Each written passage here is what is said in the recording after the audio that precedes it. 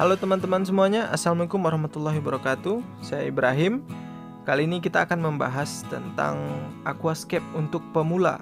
Ya, mudah-mudahan teman-teman semua dalam keadaan yang sehat. Amin. Dalam video kali ini ada beberapa hal yang sangat penting diperhatikan bagi teman-teman yang baru saja mau melakukan kegiatan aquascaping gitu, mempunyai ide atau kepingin untuk membuat akuarium, aquascape gitu. Ketika temanya udah ditentukan, nah bingung, waduh, apa ya yang mau dilakukan gitu. Jadi ada beberapa hal yang sangat-sangat penting yang tidak boleh dilewatkan. Mulai dari peralatan penunjang, air, ikan, bahkan tanaman airnya juga sangat perlu diperhatikan. Jadi bagi teman-teman yang penasaran, mari kita ikuti video ini sampai akhir. Oke, berikut beberapa alat yang harus diperhatikan sebelum kita membuat aquascape. Yang pertama yaitu filter. Di sini saya menggunakan filter Kyoto. Ya, kalau di sini saya mendapatkan harga kurang lebih 65.000. Jadi filter ini sangat penting, yaitu untuk menyaring air agar air selalu bersih dan sehat. Gitu, ini sangat perlu bagi ikan dan tanaman. Kemudian kita menggunakan lampu. Lampu ini sangat penting bagi tanaman, ibaratnya pengganti matahari ya. Saya menggunakan Sakai Pro yang ukuran 30 cm. Ini LED dan ada dua warna, putih dan biru. Jadi untuk penampilan air lebih natural. Kemudian kita menggunakan aerator ya, air pump. Ini merek Amara, saya mendapatkannya kurang lebih 30.000. Ya, ini sangat penting, oksigen tambahan bagi ikan. Jadi ikan tetap aktif dan sehat di dalam akuarium kita. Nah, kemudian saya menambahkan pupuk cair. Nah, jadi karena saya tidak menggunakan CO2, jadi saya membantunya dengan pupuk cair. Dan kemudian yang tidak boleh dilewatkan atau dilupakan itu makanan untuk ikan kita. Karena saya mengisinya dengan ikan-ikan kecil, jadi makanannya berukuran nano atau kecil.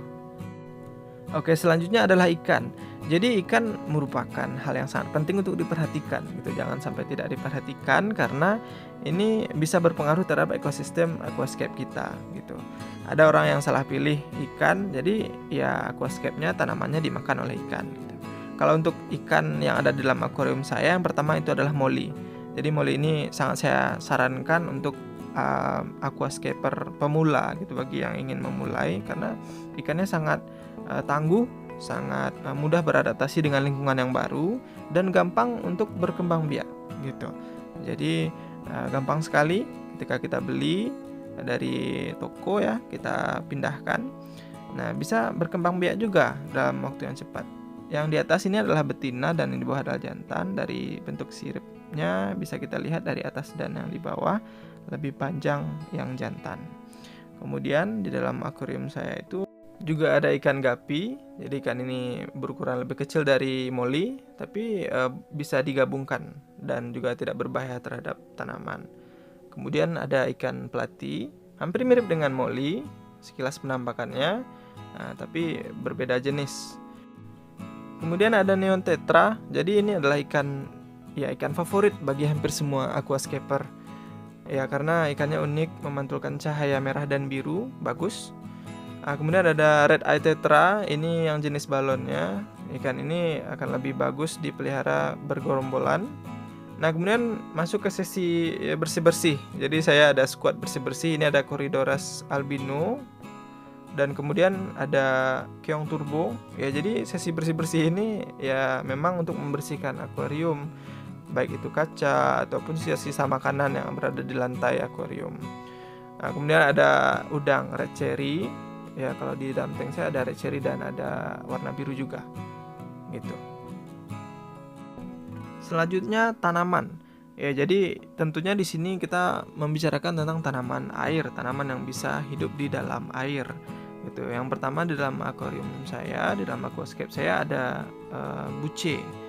Ya, ini tanaman yang cukup tangguh gitu ya, karena saya tidak menggunakan CO2 dan alhamdulillah selama hampir lebih dari sebulan itu masih bertahan. Jadi bagi teman-teman yang ingin membuat aquascape harus diperhatikan dulu untuk temanya gitu, untuk tanamannya apa yang akan mau ditanam gitu. Karena aquascape ini kan intinya untuk keahlian seni dalam menata tanaman sehingga terciptalah pemandangan yang luar biasa di dalam air. Kemudian ada jenis rotala. Jadi ini bagus juga tanamannya. Dan kemudian ada lumut. Jadi saya menggunakan lumut ini karena untuk pertama perlindungan udang, dan juga moli kebetulan beranak ya. Jadi ini juga bisa untuk tempat berlindung dari anak-anak ikan. Kemudian saya ada tanaman enceng gondok mini. Kalau di sini sih namanya kiambang. Ya ini memang terapung ya, ngambang dan tidak di dalam air. Ini fungsinya juga untuk sebagai filter. Oke, selanjutnya kita masuk ke peralatan. Tadi ada lampu. Nah, teman-teman harus hati-hati dalam pemilihan lampu karena kalau salah pilih, jadi untuk cahaya dari akuarium kita akan berkurang. Seperti ini, lampu yang pertama kali yang saya punya itu belum LED dan wattnya kecil, jadi cahayanya kecil dan kurang bagus dilihat akuarium kita. Nah, ini adalah lampu yang tadi kita jelaskan. Itu lampu Sakai yang ukuran panjangnya 30 cm yang mempunyai lampu LED dengan dua warna. Jadi warna akuarium kita lebih natural, lebih terang, dan lebih bagus enak untuk dilihat. Nah, jadi itu juga bagus untuk tanaman air kita, untuk ikan. Nah, jadi kita tidak khawatir lagi gitu. Kemudian ada filter. Nah, jadi ini filter yang kita jelaskan tadi, Amara jenis 501. Kemudian ada air pump ya, aerator dari Amara. Nah, jadi ini oksigen tambahan bagi ikan kita. Jadi sangat perlu, sangat penting. Ayo mari kita coba hidupkan. Nah, di sini nanti akan muncul gelembung-gelembung oksigen. Oke, bentuknya ya selang seperti itu. Nah, kita coba hidupkan dulu. Nanti akan muncul gelembung-gelembung oksigen. Nah, seperti ini. Oke, dan ini yang sangat dibutuhkan oleh ikan gitu. Jadi ada ikan yang harus memakai oksigen dan ada juga tidak perlu, tidak membutuhkan.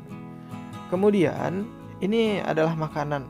Ya, jadi ini juga hal yang sangat penting untuk diperhatikan. Jadi teman-teman jangan sampai lupa kebutuhan makanan dari masing-masing ikan. Di sini saya ada membuat seperti ini. Tujuannya apa? Karena untuk makanan ikan yang seperti ini akan lebih gampang untuk tenggelam. Karena saya ada ikan yang tidak main ke atas, seperti Corydoras, dan juga ada anakan dari moli. Nah, jadi saya haluskan. Nah, jadi boleh pakai seperti ini. Kita tutup dengan tisu dan kita haluskan dengan benda yang bisa kita temukan. Nah, seperti ini kita lihat. Nah, selanjutnya kita melakukan pemberian makan ya kepada ikan-ikan kita. Ini bisa dilakukan sekali sehari, 2 kali sehari, tergantung kita. Tapi kalau untuk sarannya jangan terlalu banyak kita melakukan pemberian makanan karena akan berdampak kepada kesehatan air. Apabila makanan tidak dihabiskan oleh ikan, maka akan menumpuk di dasar akuarium kita, dan itu bisa mengendap dan menjadi amonia dan menjadi racun bagi ikan kita. Nah, kita lihat yang sudah kita haluskan tadi itu dia akan lebih cepat terbenam, tenggelam. Nah, jadi ikan-ikan yang berada di tengah atau dasar akuarium kita lebih gampang untuk makan.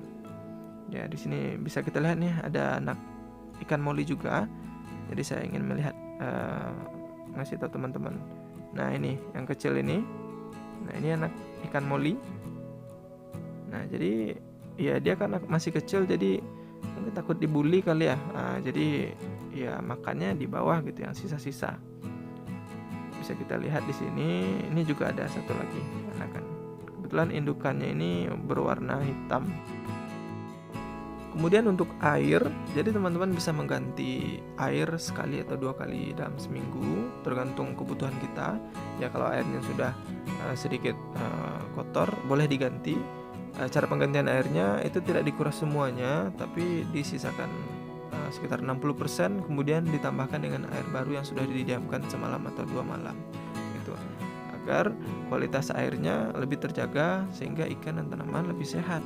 Dan untuk pemberian pupuk cair itu bisa dilakukan sekali seminggu atau sekali 3 hari, tergantung kebutuhan kita juga, dan tidak perlu banyak-banyak untuk melakukan pemberian pupuk cair, tinggal dituangkan saja mungkin 2 atau 3 tetes.